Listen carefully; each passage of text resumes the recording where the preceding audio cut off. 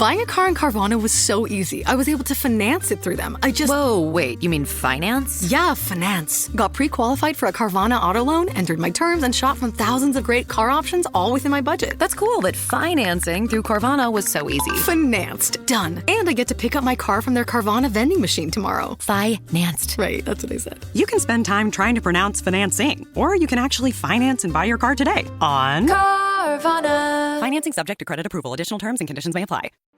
Life is a workout, and Smoothie King is here to help you power through.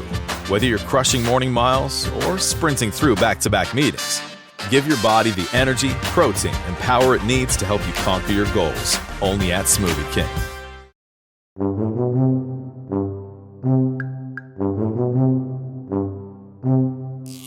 Welcome back to Talking Shit, where we are talking all sorts of shit. Schitt's Creek, that is.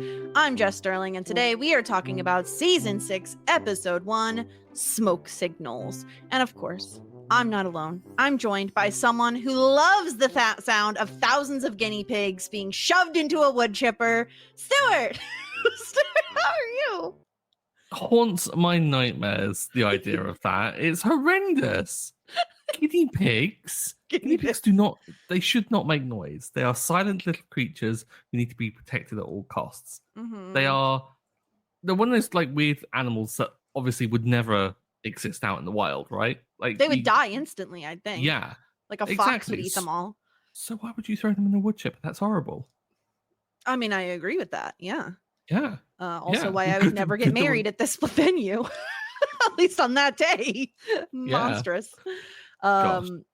Yeah, but we'll get into it. We're talking about the premiere of season 6. Stuart, we're back. We're back, baby. Were you surprised to see that like this essentially picks back up pretty much right where we left off at the end of season 5? Quite. I thought we might get like a bit of a time skip or anything. Nope. Moira's still in the closet, still having a breakdown. I don't know why I expected anything different. Yeah. Thoughts on the premiere overall before we dive deep into it? Okay. Might be controversial here. Oh, no. Not the strongest. It was good. Don't get me wrong, but not the strongest. Like, I feel like we've had stronger season openers. See, and I was about to come on and say, I think this is the best season opener we've had. Well, like, then I think we can argue about it. Great. We've got conflict for the podcast. Fantastic. I just think that we always usually come on here for the premiere of a season and say like, it's like they're really good at finales. They're not known for being good at premieres. And this one, I don't know. I kind of enjoy all of the storylines that we get here. So I don't know. I guess we'll talk about it. I think I've just been spoiled because last season we had the crowning. Like how that is the top tier. Opener? That's the top tier one. Yeah. Yeah. But like perhaps I'm judging it a bit harshly because it was a good episode, don't get me wrong. Like found myself laughing, enjoyed it. I think we got some goodish progression, some setup for maybe like what's coming this season. Mm-hmm. And yeah, it was okay. It was also really good to go back to like just David and Alexis. You know what I mean? Yeah. Like in terms of like that vibe. So here's where I think I stand on it. In terms of season premieres, I think how I would currently just rank them overall. I think I would put Finding David as number 1. That's the season 2 opening where they have to go find David. Love that one. Then I think I would put The Crowaning second, which is last season's season premiere, season 5. Then I would put this one, Smoke Signals, at 3rd place. Yeah. And then it's kind of the rest, in my opinion. So you have like the series premiere, Our Cup Runneth Over, opening night, and Dead Guy in Room 4. I think Dead Guy in Room 4 is probably my least favorite of all of those. Yeah, I can get on board with that. At least like opening night had Jake and that for a bit of eye candy at that point, and he wasn't that much of a douchebag at that point, so could somewhat be admired as part of that. But yeah, Dead Guy in Room 4, that was probably... It was very cringe. Yeah. So I think that's probably my least favorite. Probably the series premiere is second to last. Just because there's a lot they have to do in that time. So there's a lot of exposition more so than like super funny stuff. But yeah, so this one probably actually is more middle of the pack. I just was like enjoying my time with it, which is maybe why I was a little bit higher on it in general, because I just had a good time with this episode. Yeah. I think also there is a slight possibility that perhaps my expectations are being built up a little bit too high because of having to wait 2 weeks to watch it. This is the last time ever I had to do it. Yeah. I no longer have to wait for Schitt's Creek. No, you'll never have to wait again. There you go. Week on Well, week, week to week you'll have to baby. wait, but not 2 weeks. Well, yeah. Yeah, So- no more 2 week waits. All right. Well, let's talk about the actual plot of the episode here as I give a quick little recap. We kick off this season with Moira still in the closet, having a meltdown over the shelving of the Crows movie. She doesn't remain there long, though, as a fire in the motel, of course started by Roland, has her clawing her way out and questioning her career choices. She decides she's finished with show business, but is show business finished with her? Decidedly not. Moira and Johnny decide to do a little skinny dipping in the creek, which is the first time they've actually visited the creek in Schitt's Creek, which is fairly funny. When Moira gets word that the Crows movie has been picked up by a new streaming service named Interflix. Johnny nearly gets arrested by a cop who, I will just note, is also breaking the law. Just need to throw that out there because.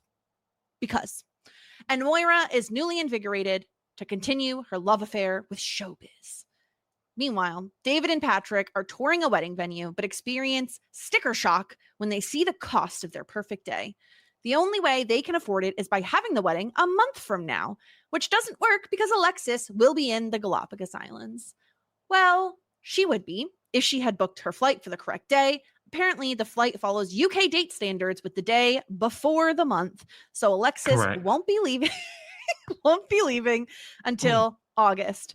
But the wedding venue won't be working out regardless, as that special discounted price only exists because it's the one day a month when the nearby farm processes its meat. And we're all horrified by the sounds that ensue.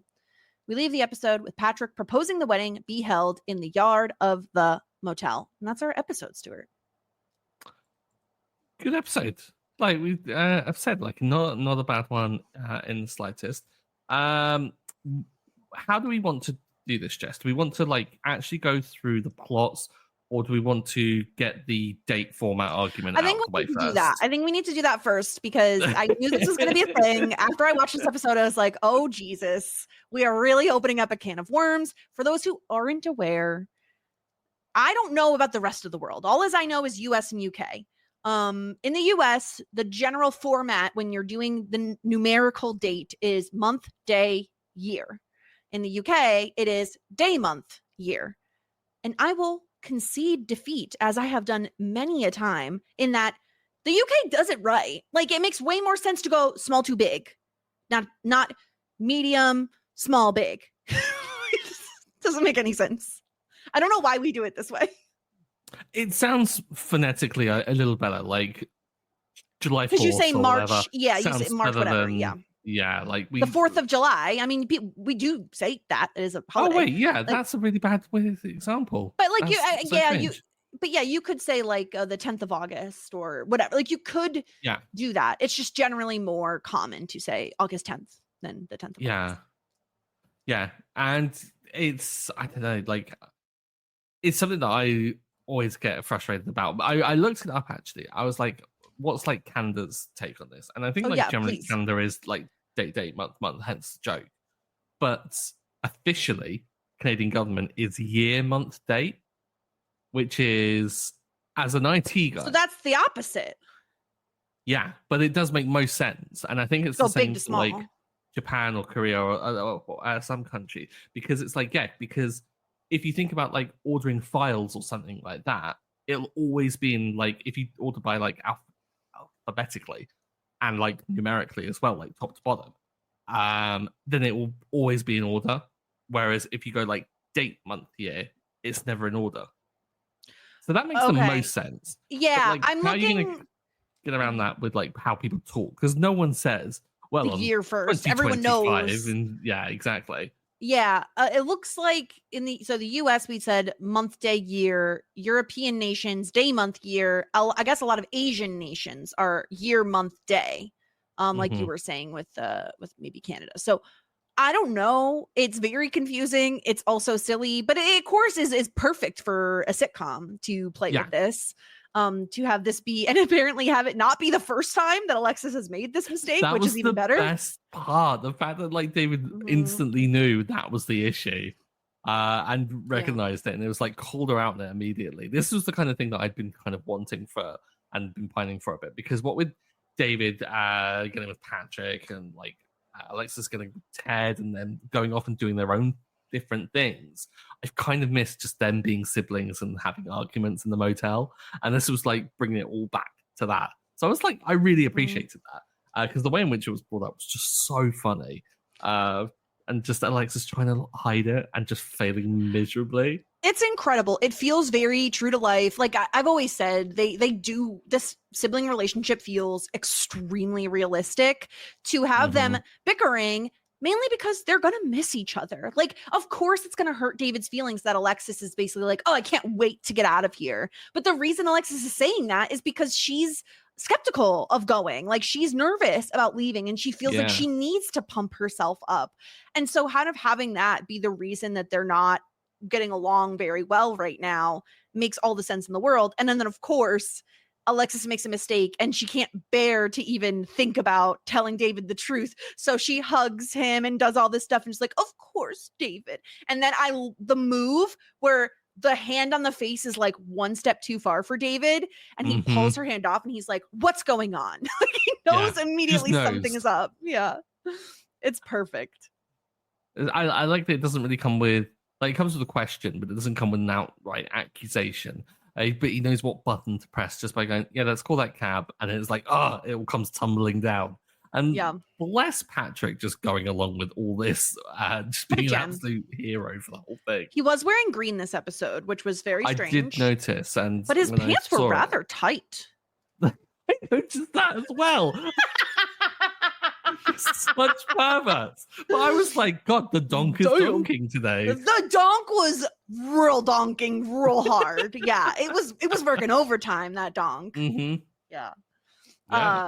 But yeah, no, I really liked the story. I love the story of Alexis like being jealous. She wants to go see the venue. And then Patrick not really knowing what he's agreeing to by being like, oh yeah, and we'll also drop you off at the airport, to the point where I'm fairly certain Patrick drives a Toyota Corolla, as I used to drive one and my husband still drives one. And the fact that she has so much luggage that they have to tie it to the roof is like wild. Like, I mean, obviously it's a small sedan, so it's not going to fit everything, but damn girl, that's a lot of luggage. How's she going to move it when she gets there? Like, is she going to be dumping stuff at the airport? Is she going to be one of those tragic people that has to like really kind of make some real life choices about what to keep and what to throw? She's paying a lot of money in baggage fees, and she's going to be the one that has like those carts after you get off the plane and you have to cart all your luggage around, you know, that's usually reserved for like families and people with kids. She's gonna need one of those, and she's gonna be struggling if she's wearing those high heels too. That was one of my favorite things when I was a kid going to the airport. It's just like the luggage would get piled up and then I would sit on top like a king and just be wheeled through the airport. Cool. Yeah, King Stuart, of course. Of course. So now we have a reason for Alexis to be in town for another month. Is the flight was wrong. She can't change the flight. It's not like she's made of money, so she can't exactly just afford to get another ticket. So she's going to be hanging around for the next month, which is great because then she could be more involved in the planning process for Patrick and David's wedding. This is great. Yeah. I think like use her skills. Like she's got these skills and she's being like shown to be really good at it. Like Alexis should be the one that is being tapped out for this. Like her and David together. Why the hell are they not like doing wedding stuff already? Like they would seem like party really planning. Good wedding planners. Yeah. 1,000%. I'm thinking about like they're really good tag team. Like I'm thinking the whole dress barn thing. Even though Alexis was mostly there as like a support, I think they'd be really great working together if they can get along, which they usually can. I do think they're just very effective. What really didn't surprise me at all was hearing that Patrick has not been involved at all in the wedding planning, that David has not really allowed him to be involved at all. And I love Patrick being like, listen, I know you've kind of taken it upon yourself, but this is great. This is beautiful. Like, that was very nice. I love Patrick. If David's happy, he's happy. And I was like, that's kind of adorable in its own little way. Yeah. I kind of get the thing that like Patrick's going to be particular about certain things, but like the venue is something that he knows that he's going to possibly lose on anyway, and it's probably not worth doing it. But it's also one of those things that maybe they just, it just works because that's just something that he doesn't care about. But David clearly does care about, because they only got engaged. Was it a week ago? Because they had the wrap party for Cabaret. I want to say, I don't know why I'm imagining Cabaret has been running for a week. That's kind of what I figured, because they did the wrap party. Stevie got so drunk and didn't wipe her makeup off. That's how we know it's only been like maybe a week or so. Yeah. It can have been because I think Alexis had said she was leaving a week after Ted, right? So exactly. That's probably where that's come in. Yeah, so they've run Cabaret, they've had the wrap party, next day they're doing this. So within 1 week, David is already lining up wedding venues to go to and see. That's a lot. See, gosh, it really, as someone who has been involved in wedding planning process and everything, it really can go a couple of different ways. It all depends on how long you want to be engaged for, how big the wedding is, obviously, and then when you want your wedding to be. Because if you are looking to get a very hot venue that is very popular in a popular time of year on a popular day, like a Saturday, you're going to need to look at it early. You're going to need to commit very early to that venue. Like, I'm talking, obviously it depends on where you live and all of that stuff, right? Everything, all of that's a factor. Sometimes a year and a half, sometimes more, 2 years. Like, what? You have to lock in early. And this is no jokester. Like, we got engaged in April, and I think had a wedding or a venue lined up by May for the following October, I think. Now obviously COVID changed a lot. No, not the first, not like a year and a half later. Yeah. Wow. So, but again, that's for like a larger wedding with, it all depends. But the thing that I connected with just so deeply on such a deep emotional level that I wanted to scream was the fact that it is super common for wedding venues to not divulge their pricing online. Like, it is. That is a true thing that happens, and it is so frustrating because you don't know. You have no idea. And a lot of times, most places, if they're including the food in the venue and in the wedding, like I presume this place was, just given that the food is coming from the local farm and all that. It's usually an amount per head, so per person. And you never know what that amount is going to be. Like, it is so supremely frustrating. So I can imagine their frustration. Obviously, you see this place and you're like, dollar signs, right? You're like, this is going to cost a pretty penny. Yeah.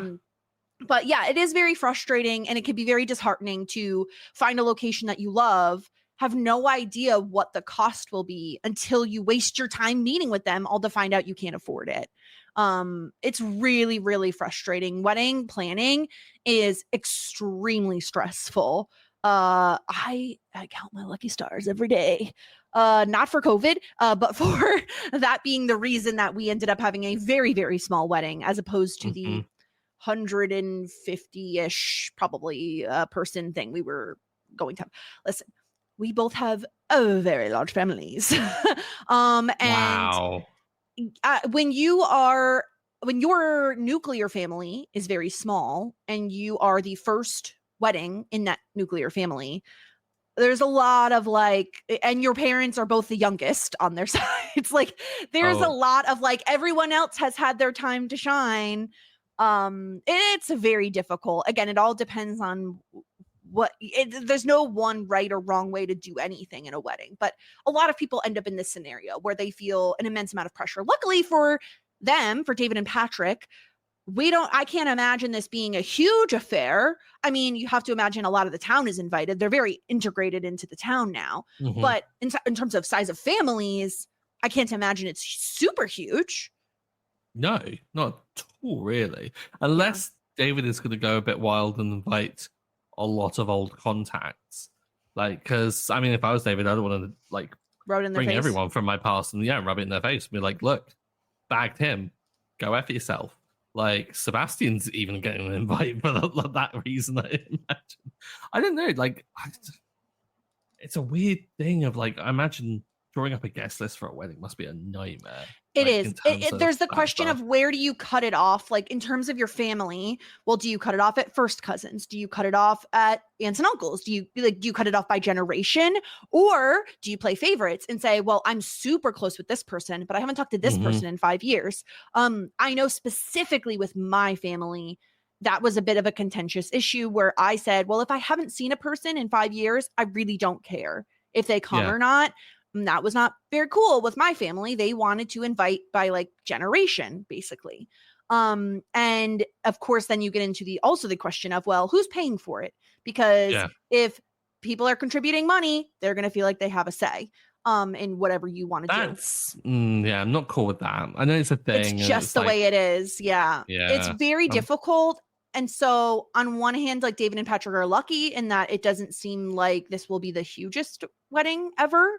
But David is still David, and David is going to want something very high end, very expensive looking. But they have a very small budget. I mean, they own their own business. It's not like they have tons and tons of money just lying around. And Stuart, if I had to guess, Patrick has some fairly tight purse strings when it comes to a wedding. You know, I could picture Patrick being the type of guy who says, who cares about the wedding? It's about the marriage. Like, that's just how I feel he would react. He's a budget conscious king. And so I think he's going to have to rein David in a little bit in terms of that. Yeah, I kind of feel like there's a loosening of the kind of like the leash in terms of like going off to spend in some areas, but like still there's a firm grip being held for when it like unravels. I think it was a good measure that like even David balked at the prices and wasn't kind of doing the whole, but it's our wedding and like forcing that to be a kind of thing, which I think was a really good sign. Patrick is 100% a budget conscious king and like is absolutely gonna like kind of. We love that about him. I think he's the practical one in the relationship. Like he's the serious one. He's the grown up. And I don't know, like his suggestion at the end, I think like comes about from I think his mindset of like perhaps like kind of just thinking budget consciously, but I think also just kind of seeing things that David doesn't see, like seeing the beauty in the motel like situation and seeing the fact that like they're sat there enjoying a really lovely kind of like family barbecue, like it's eating al fresco kind of situation. And he's like, look, you're happy here. Let's perhaps do it here. And also lending into David's ego, but also skill to be like, you could make it look really good as well. Oh, loved that. Loved that so much. I'm with you, especially because think about it, right? Like the first time, if I'm remembering correctly, Patrick had a meal with David's family. It also was a barbecue at the motel. And like, that was the first time he really, but it was messy, but I agree with you. And it also has the added benefit of if they're going to dress up the motel, clean up the motel anyway for the wedding, well, maybe it helps them get more business down the line, right? If they're really going to be doing some revamping, like it's a business cost, you can write it off, right? All comes back around, write it off. Yeah. So I do think, and we did look into the idea of a backyard sort of a wedding with the tent and tables and all that. The problem is that a lot of people think that is like an economical way to have a wedding, and it can be, but those sorts of rentals where you're renting a tent and table and chairs and all of that stuff really does add up as well. And so that gets expensive, especially if you don't want to be the one setting all of it up and taking all of it down. Like you're talking about workers, it can get really expensive, but I will say it can be gorgeous. Like if you have the right tent with lighting and like, if you do all of that right and the table settings and all that, you can really dress that kind of a thing up and make it look expensive. Honestly, well-placed fairy lights can set a whole scene. Like you and I are big fans of The Last of Us Part 2. Yes. That barn dance, I'm like, fairy lights, consider me done. This is picturesque as fuck. Yeah. It's a blank canvas, really, isn't it? Yeah. Like I think that's the kind of selling point is that like while the stately home that they kind of go and see, or the venue kind of that's specifically for that, is really lovely, it's still something that they're kind of slotting themselves into. Whereas I think this like possibility of like hosting in the garden makes so much more sense, because it is a blank canvas where David can express himself through like kind of exactly how he wants it to be, but it's also deeply personal as well. It is a thing that costs are going to like potentially jump up, but I can see the whole town possibly chipping in a little bit. That's with, like, the other stuff. thing. And it really has Yes. the whole community aspect of it, which I think is the whole message of this show thus far, is about these people kind of learning to love this place a little bit, or at least appreciate it, maybe not love it. We'll never get quite that far, but yeah. I do think it's a really solid option for them. I love that. Of course, it's Patrick is the one who thinks of this, right? Like he has the idea because it's sentimental, and David could really put his stamp on it, really dress it up and make it their own. So yeah, that's kind of where they end up leaving things. Alexis isn't leaving for another month to go to the Galapagos, so that is going to get delayed. Before we jump over to the Moira and Johnny stuff, I want to like stop down on Stevie for a second, because she does have a tiny moment this episode. It's not a ton, but there is a moment when she's trying to compliment Alexis by being like, you're brave, you're the one who's going out and seeing the world, and after Cabaret is now over, like, what do you think of where Stevie's mind is at right now, Stuart? She must be feeling a little high on everything and like having achieved something like Cabaret. But I think as well, there is that sense of like Alexis is off doing stuff, and I can see where she is feeling that like sense of push and pull a little bit, in that she has this urge, or at least this feeling, that she might need to be doing this because that's how you broaden the horizons. But she isn't doing it. So like there's, I don't know, it's a strange one. I kind of see her as having, I know, been awakened but not really done much with the information just yet, and doesn't really know what to do because she's a bit directionless. And I'm hoping that she kind of finds something of a direction from it, and I hope this isn't like a lingering feeling for her, but like I do get that sense that she's a bit like she needs someone to kind of point her in the right way. I don't know. Yeah, it really feels like her doing Cabaret opened her eyes to a whole side of herself that she didn't really know existed, right? Like she's been more bold, she's willing to take risks now, but she doesn't really know what risks to take, where to go from here. Because we don't know. She doesn't really mention here. Is it acting, right? Is it the fact that she was on stage for a live performance? Like, did that breathe new life into her? She doesn't really say. It's more so that she has just now realized that like maybe Schitt's Creek she has more potential than just staying in Schitt's Creek forever. And Cabaret opened her eyes to that, but she doesn't really know what to do with that information. And I mean, also, literally, we know Cabaret wrapped last night. Like, this is not like it's been a month after the show is over. It literally wrapped last night. So she's just kind of coming down from the high of that, I think. But definitely interesting to note it, because it is a very small moment that you almost miss it in the episode, because it's while Alexis is trying to figure out her flight and really not even paying attention to what Stevie's saying. But it does feel important to note that, like, we ranked her our favorite character last season. She had the biggest arc last season. So how do we follow that up in the next season? Yeah, I'm so unsure about how they're gonna do that justice, really. And I kind of hope it doesn't like kind of jump from Stevie and be like, okay, well, we've done Stevie stuff, let's move on to someone else. Or like kind of let's go back to like kind of how things were a little bit, where Stevie was kind of getting a little bit kind of like shut off to the side. It's going to be a difficult one for them to do properly. And I like the fact that they've thrown in this small little thing with Stevie, because I think that was something that kind of came about from last season, is that Stevie's stuff, towards the end, she had some big scenes in terms of like time and also kind of like impressiveness.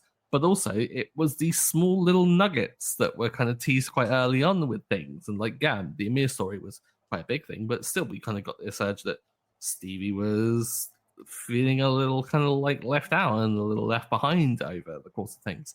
And so maybe I can see this as a reset of that whole process, is that we're going to like get this small little tease into kind of like what Stevie's stuff could be.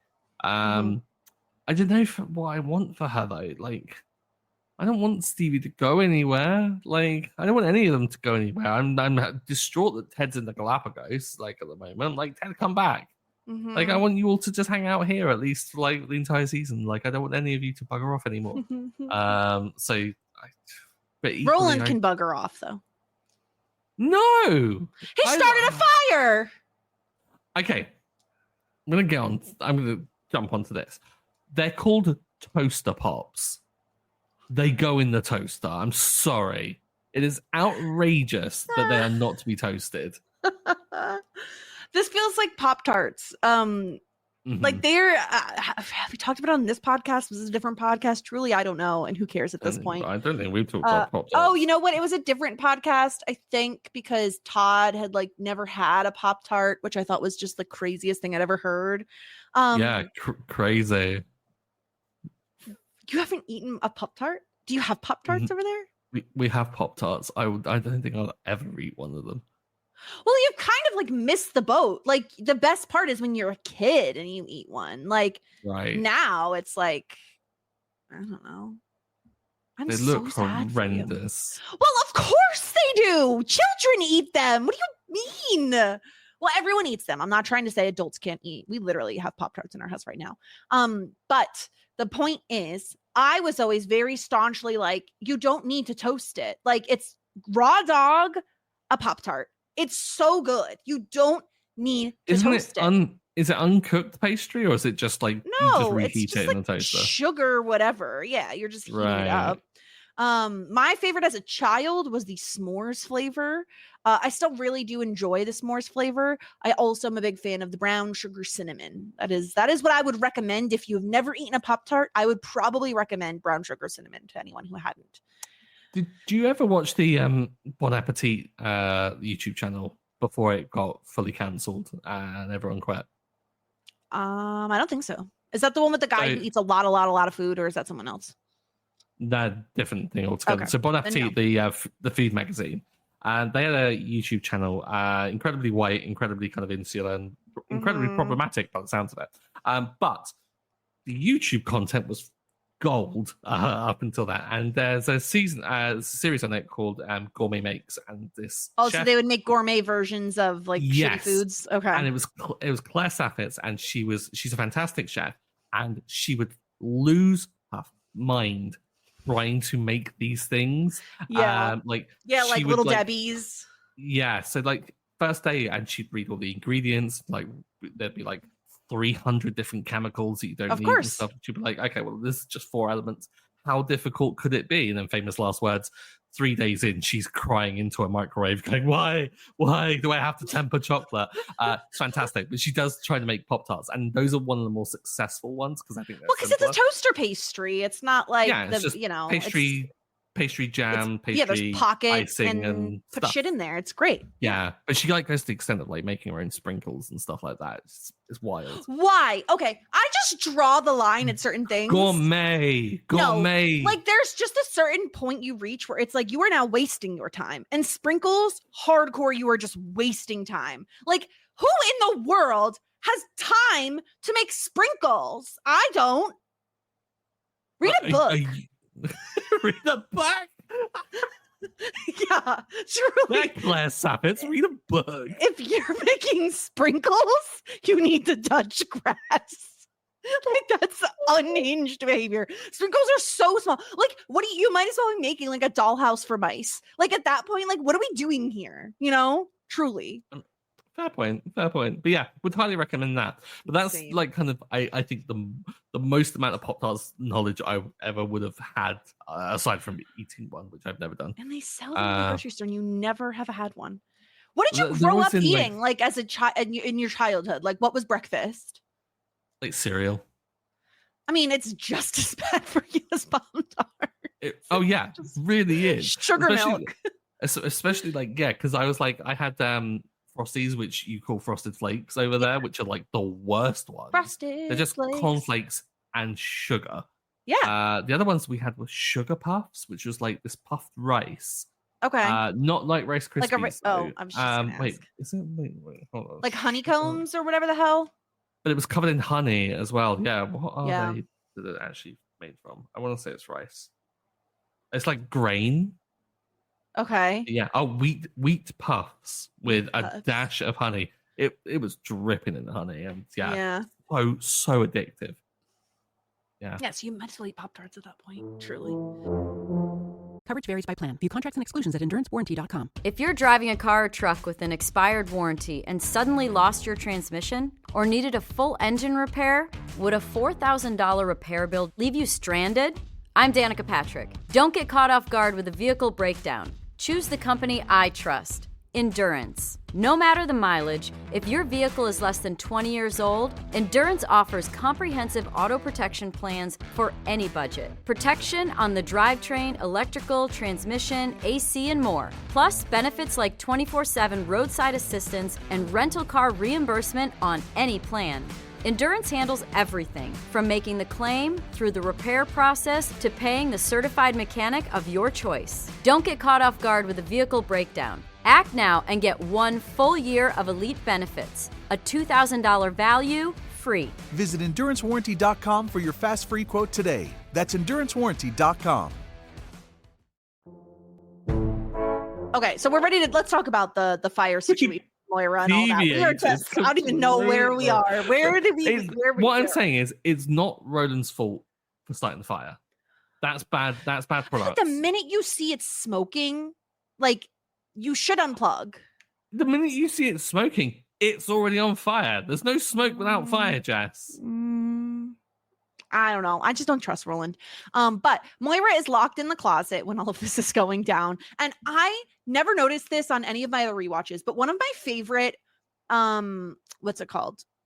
Like continuous gags is that Moira does not recognize the voices of literally anyone around her. Every single time it's like, oh, Stevie, and it's Roland. Like, Yeah. it's just perfect. So hilarious. I love the slow realization when it like she kind of comes to the realization that things are on fire. It's like, what was it? David, I told you not to wear that smoky cologne. Yeah, it's perfect. So Roland ends up being the one to save her. He carries her out, and then she's flipping out because her ladies, her wigs, her girls, he needs to save them too. And I will talk about it when we get to the wig watch, but like her out front with just clutching onto her wigs in that maniacal wig is just everything. Let's do it now, because look at this. This is a picture of a woman who has lost it.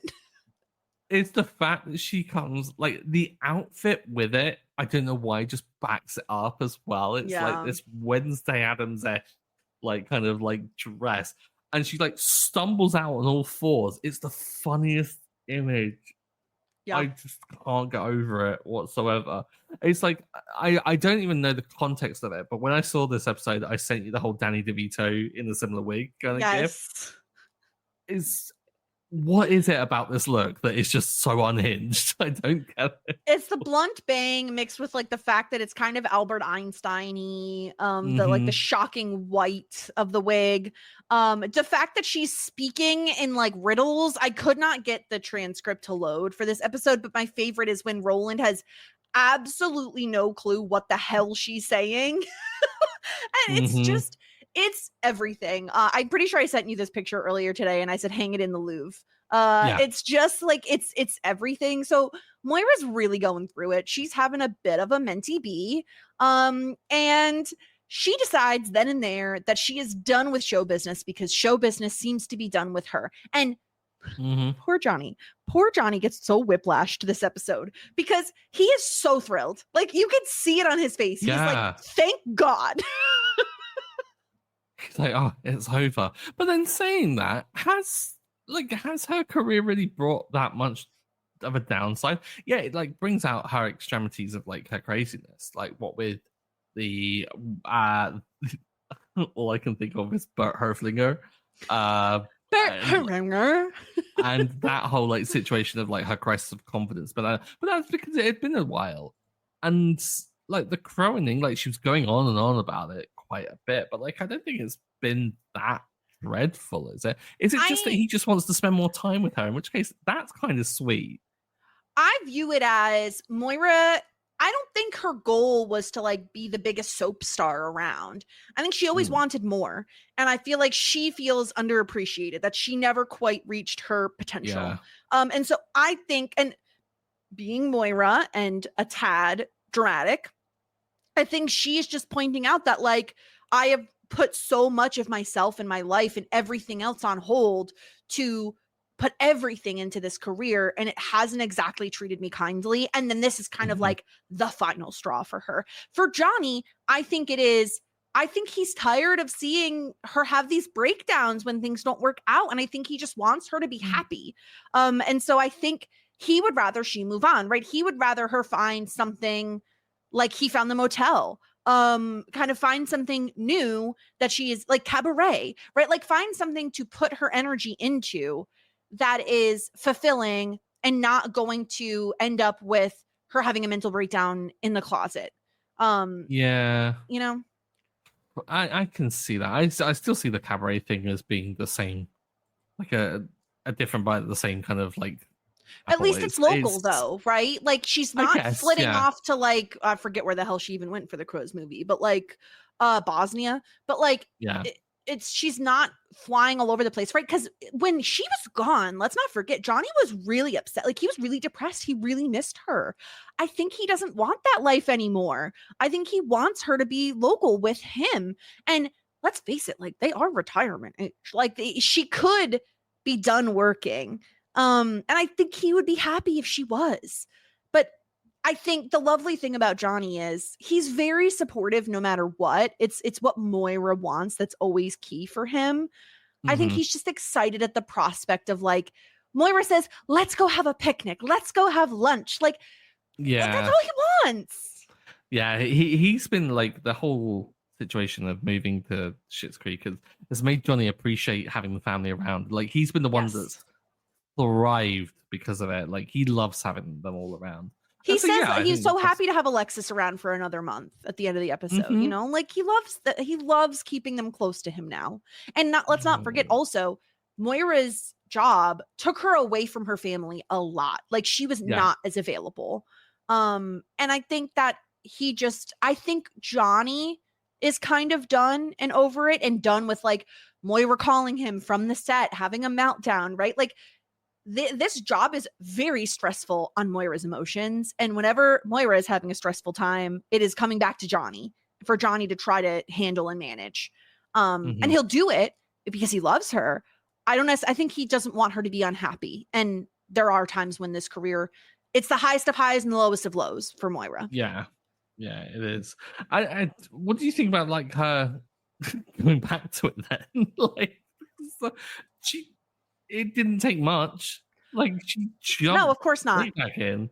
Yeah. Oh yeah, immediately. And I think that's a sign of like, well, she wasn't really done with it. She was having a tough day, like any of us, where it's like, oh, I'm done, I'm finished, I'm never doing this again. And it's like, okay, it's a lot of bluster without actually meaning it. And why would she be done? Like it'd be different if she was like called up and offered another small role in something that may or may not even succeed. This is something she already put her heart and soul into that is now being taken over by another company to possibly perform well. Why would she say no to that?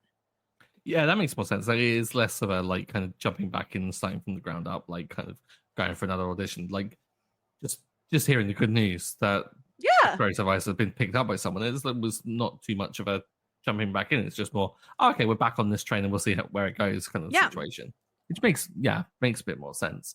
I hope it does really well though. Like surely, like this is so meta. Like clearly they're making joke about like the whole Netflixification and like the show's popular. Yeah, exactly. So it's like I imagine it's going to go well. I think I made the prediction it would be become It a would cult have a classic. cult following, is what you said. Yeah.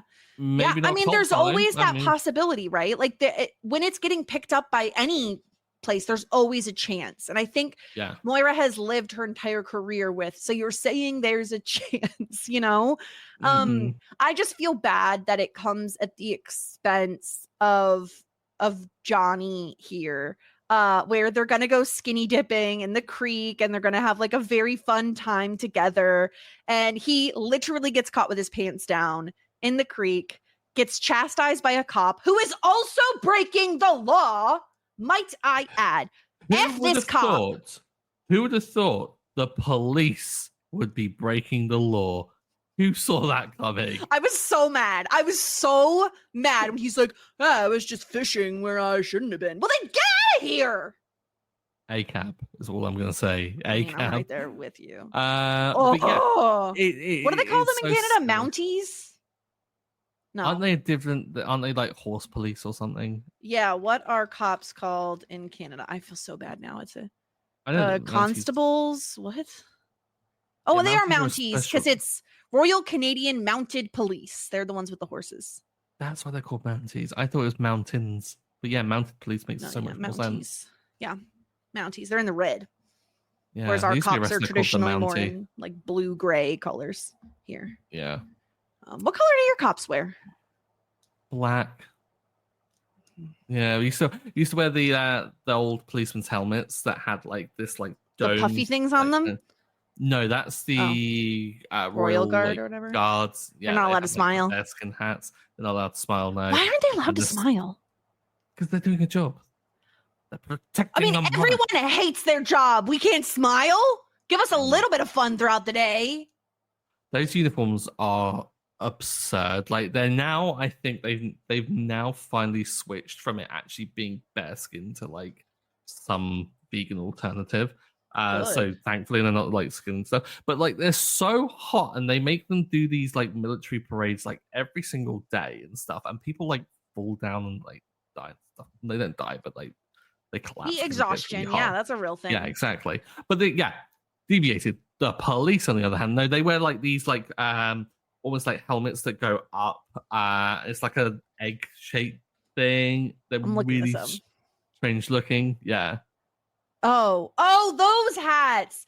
They Yeah. almost, in my opinion, look like polo, like if you're on a horse. Like they kind of Yeah. look like that. More height though. More Yeah. height. Oh yeah, taller. Definitely taller. They look so Yeah. silly. This is Yeah. silly. How you gonna take them old- seriously? Old school British police, honestly, they had a look to them. Like they tailored like decent cut outfits. Like they look pretty Mhm. like dapper. Police now, they just wear high vis and they just run around with tasers. Just What's a hiver? a high vis. The like fluorescent. Oh, the vests. vests. The Yeah. vests. Okay, now I Yeah. know. Also, how did I get to this mental thought? It's already been a few minutes since I had it and I didn't want to forget. Okay. Were we talking about like dream jobs? Did someone say dream job at some point? No, we went to like Mounties because You know what it was? I was talking about not being able to smile as the Royal Guard. Right. So this season on Big Brother, there's this clip that's gone not very viral, but a little viral very early on, of this one guy, because they're all meeting each other, learning things about each other, and someone asks this guy, Jimmy, oh, what's your dream job? And he says, and I quote, I don't have a dream job. I don't dream of labor. My dream job is a trust fund. Iconic. Totally agree. Put it on a sweatshirt. I don't dream of labor. That's incredible. Yes, sir. Anyway. Subscribe. So poor Johnny gets caught by the freaking police.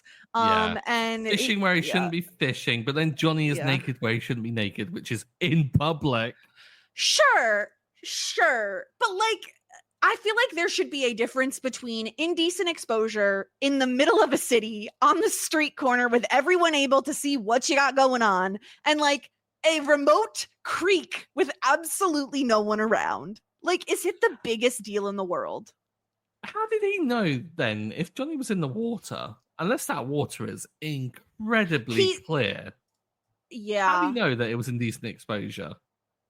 I don't know. Johnny did say something about like there being algae and he needed the fishing line to help him get up. I was imagining he wasn't that deep in yet, like that he wasn't underwater yet, that he was just slip sliding around naked as the day he was born. Johnny just ass up like in the rocks. That's like, what I was picturing. Not that really I'm trying to picture Johnny naked, but like that's what I imagined happened. Gosh. I don't know. Creeks can vary in terms of the depth, you know, like the creek behind us is not deep. Like it is a few feet maximum. Would you want to wade into Schitt's Creek though? I will say again, probably not, if that's the name of it. Varies from creek to creek. There are some really lovely creeks that probably have some really nice fresh running water. Ours behind us, more like a swamp, not so much like a creek. Swamp. But what do you call it? No, I don't know. I just want to say swamp. Swamp. So yeah, that's what's going on with Moira and Johnny, and it does seem like she's back in on the crowing. So which I think is good. I'm glad that wasn't just thrown away and be like, oh, okay, that's season 5's like kind of funny thing that we're continuing. Yeah. I hope we see something of a premiere or something. Because that's, I mean, she gets the dress. She can get the dress. Oh, the dress that she was wearing last season with the and he says, oh, those the shoes, and she's like, no, of course not, shoes later. And jewels. Johnny's like, what? Exactly. If they got that Interflix money, baby, she can get the dress. Interflix money. Okay, anything else about this episode before we jump into our ratings? Just Alexis and the whole her expectations for a flight, like, oh no, they'll give me the slippers when they give the Anne up the mimosas, and Stevie just been like, how long has it been since you've taken economy? And she's like, like she's just never taken economy in her life.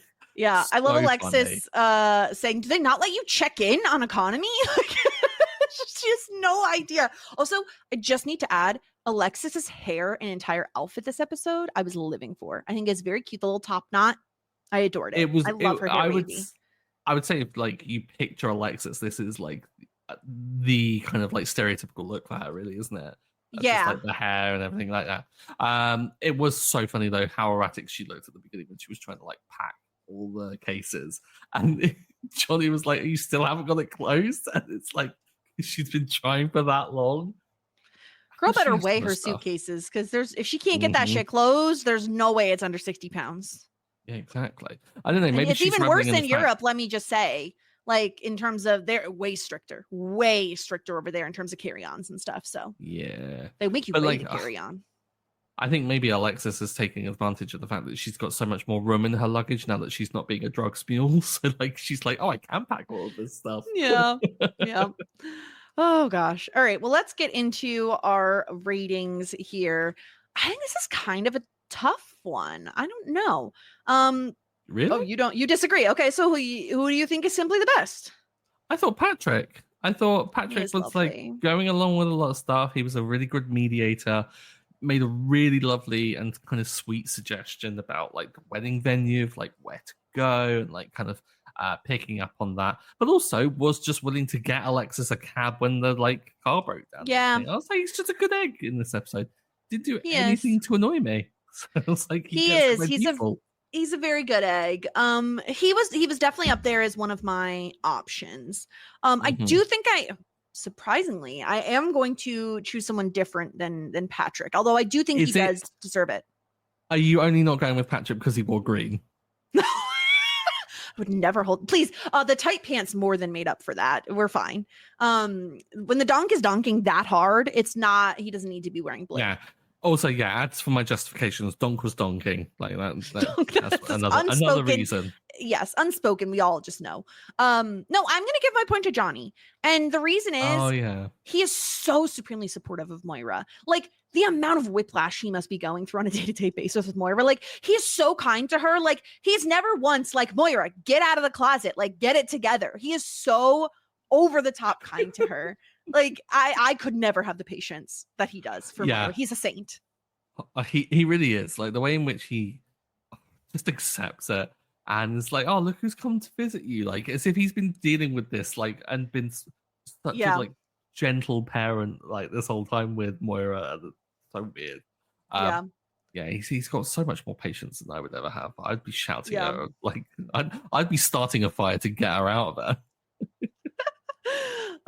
Okay, so for a disgruntled pelican, I personally feel like the only people I want to give it to aren't in the main cast. Like, and if I was forced to pick someone from the main cast, it would be Roland for starting a fire, which I don't think you would be happy about because it was an accident. I feel like my top two suspects here are very obviously the cop because he was breaking the law and sucks in general. And my other option is freaking Clive, because if he was about to have Patrick and David sign a contract to have their wedding at this venue without telling them about the squealing pigs, that is horrible. And I don't know if that was his plan, but also he doesn't own a car because he's afraid of like car horn noises or something. Like, what is wrong with Clive? Also, put your pricing online, you douche. So you're going with? I am going with Clive. The more I talk about him, the more, yeah. So this establishment that we've this baseline that we've established, which is that the only exceptions that we really allow kind of one-offs to appear in is if they're like big name things to do with the episode, like Sebastian Rain or the Taylors. You're going against that, and you're going with Clive. Well, because we just want confirmation. That's all I need. I think so. We've given them to like Moira's sister before, Dee Dee. Like, we've given them to like Jake and Amir and stuff. I just personally feel like what Clive did like really sucks overall, and so much so that like I just have like wedding planning trauma. Okay, like it is, what he's done is not okay. And also, why are you afraid of car horns? Like, what's wrong with you? Are you okay? So Clive is perfectly allowed. Fantastic, because I completely agree and was going to ask if we could. He's outrageous. Tell people your prices. Be transparent about this. Can you imagine if they had their wedding and this didn't come up, and all of a sudden, do you take this donk that donks as your lawfully wedded husband, and then all of a sudden you just hear no, cannot be done. Get in the bin. Clive, this is outrageous. And I think that it speaks to a high degree of like how much you've earned this, that there was a cop who was copping too hard. That's what I'm saying. The fact that there was a cop in this episode and I'm not giving him my disgruntled pelican points, that's how bad you are, Clive. Because you know I hate cops. Yeah. Wedding venue hosts are the worst. They really are. Also, listening, host weddings, you're the worst. I'm telling you. Unless you disclose your pricing. No, listen. Also, he's a bit of a pompous douchebag. When they walk in and he's like, "Oh, sorry if the smell of the peonies is overwhelming. They blossom." I was like, "Stop it. Stop. Don't do that. That's so annoying." Ugh. People like that make me gaggy. Like, I really can't with the people who are just like so posh, uppity assholes. I just don't have time for it. The bronze packaging, the silver packaging. Oh no, of course we don't have copper. I hate him. It was really funny though. Like, do we have a winner? And it's like, we have a winner. Like, I did. We have a winner, Clive. I do love that line in particular. We have a winner, Clive. That's the only reason I remember his name. Oh my gosh. Okay. We already discussed it for the most part, but I need to put it back up on my screen. Yeah. Moira's wig. It's incredible. Never going to be angry to look at this again. It's fantastic. Even her face in this whole picture is just so funny. It might be my favorite. She's got all the wigs in her lap. I see a pink one. I see the green one she's worn in the past. That red one. I need to see that pink one. Have we seen her wear that one? I don't recall the pink one. No. But more color, the better, in my opinion. Yeah. I'm always happy to see color on Moira's head. Yeah. Less of these boring, just brown wigs that she was wearing like 2 seasons ago. Yeah. Oh, I will say, after she has this meltdown and her and Johnny are walking by the creek, she looked stunning. Like, I think it was saying the same thing. Like, the lip was just so the reddest, like fire engine red. Her hair was so gorgeous. The outfit was so nice. Like, I mean, she always looks incredible, but like something about that specific scene, maybe it was like very ethereal almost because she was in the forest as well. I think, it was quite like the light little kind of like dressing that she kind of had on with the little like brolly that she had as well. Like, the Beetlejuice umbrella. It was like it was a vibe. It was a really kind of like it was a good look. Yeah. Oh, she had a parasol. Parasol. A parasol. That's what fancy Yeah. people call umbrellas. Yeah, we don't like posh people, but parasol. Do they call it a parasol over there? Or do they call it umbrella? I don't know. Just the way we're saying it just sounds very posh. Parasol. It does sound posh. It does. Well, it feels like something British people would be like, oh, I have to have my parasol just in case it rains. Nah, you got your brolly in case it rains. That's what I like. Brolly? Wow. Brolly. Yeah. Incredible. You will do anything to shorten a word over there. Okay. Yeah. It's time. Our first one of the season. It's time to tier rank the episode. As always, our tiers are as follows: hot shit, full bouquet, love that journey for me, you, David, and shit out of luck. Look at us. We have like a nice little orange palette going on. So, change it up each season. Love it. My thoughts are, this is, as we discussed, like in terms of like ranking against other season openers, it's kind of mid. I think it's a good episode. So I'm thinking somewhere kind of mid. I think like bang in the middle. Love that journey for me. Love that journey for you. Yeah. I do mostly agree. I think like if I think I would either put bottom of full bouquet, top of love that journey for me. Because I do think like there's things I always remember about this, the wedding venue, then looking at the wedding venue is like there's a lot of actually different locations in this episode than there usually are, right? We have the creek, which we've never been to, which is very funny. We don't even see water, which is even funnier. And the wedding venue, like two very different new locations. But yeah, I'm happy with love that Interflix budget. Like Interflix is just Interflix is really also I love that the graphic that you chose for this is Patrick in his little green shirt. Look at him. Now you're coming over to the green. I mean, listen, always blue in my heart. The problem is you can't see the donk here, but just know people, the donk was donking so hard this episode.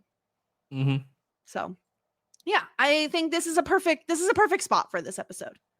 Yeah, sets the bar. Nice, acceptable, great episode of TV. Only up from here. Yeah, love that journey for me. Beautiful. Fantastic. Okay. Now, next week, Stuart, are you ready to hear the episode title?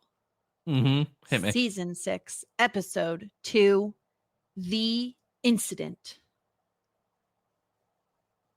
What is with these vague ass titles? Like, of course, like with context, it makes sense. How am I meant to guess what this is? An incident could be anything. Okay, who does the incident involve? Okay. Whose hand gets chopped off? Gwen's. What could it be? Like, what is going to warrant like an incident? Like, it feels something quite like officious and businessy, which makes me think it's something Johnny or motel related. Maybe like it's an incident at the motel. Maybe they've got to like clear something up or something like that. I'm leaning that or town council. Okay. I don't think it's going to be like David Patrick related or Alexis related. So yeah, I think one of those two options potentially. I'm leaning more towards motel though. Okay. So that will be next week. The incident. Also happening next week is we're going to be recording a podcast about A Mighty Wind, the film. Mighty Wind. Mighty Wind. So if you have any feedback or any questions for us on that, make sure you send those in. Talking Shit everywhere. Also, podcast@talkingshit.com. No G on talking. So if you want to send us in any feedback or anything like that, make sure to get it in before next Thursday, the 24th. Yes. And do the same for like these episodes as well. Like some of our favorite things is like getting your feedback on any of the episodes. And also, just a reminder, if you leave a 5-star review, Jess will read every single word of it. I have You can put words in her mouth and she'll just read them. It's fantastic. Make me look like an idiot, people. You can do it. But yeah, you've only got a limited amount of time because we're on the last season. I know. I'm just now remembering we definitely saw Moira wear a pink wig, but I don't think it was that pink wig because she wore the pink wig that is like the one that I have still right next to my desk. Why is that still within arm's reach of you? But I feel like the one we rule. I hope everyone's watching the YouTube video. I could put it. Would you like me to put it on my hand and pretend it's a puppet?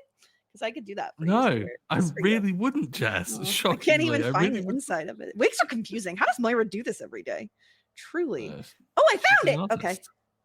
Yeah. It kind of looks like Cousin It. Anyway. Shit. So next week we're going to be covering the incident. In the meantime, that's where you can find me. Also on Shit 90 Shows Taught Me. We are finishing up Felicity. Thank God, because season 4 is a trip. And season 4 Buffy we're almost done with. And let me tell you, my favorite season so far. I love season 4 Buffy. It's been great. Season 4 Buffy's a good Buffy. What are your thoughts on Riley, Stuart? Great. Perfect. This is the thing. Like Riley's like this era of Buffy's good Buffy, but Riley is not like. What's your problem with Riley? I just need to know, just so I can talk to Sarah about it. He's not other characters. Like there are better characters. How do you feel about Tara? I like Tara. And how do you feel about Anya? Love Anya. Okay, Best. Great. Perfect. Yeah. I'm mostly in line with you. I think Riley is pretty boring. Sarah loves him. Sarah is in love with Riley. She adores him. Ruffy is like her favorite couple. Wow. I don't know what that says about Sarah. I may have to shout at her. I don't know. But anyway, so I still have the weight on my hand if you're watching the video or not watching the video, I guess. So we'll be back next week with season 6, episode 2. And until then, everyone, warmest regards. And best wishes.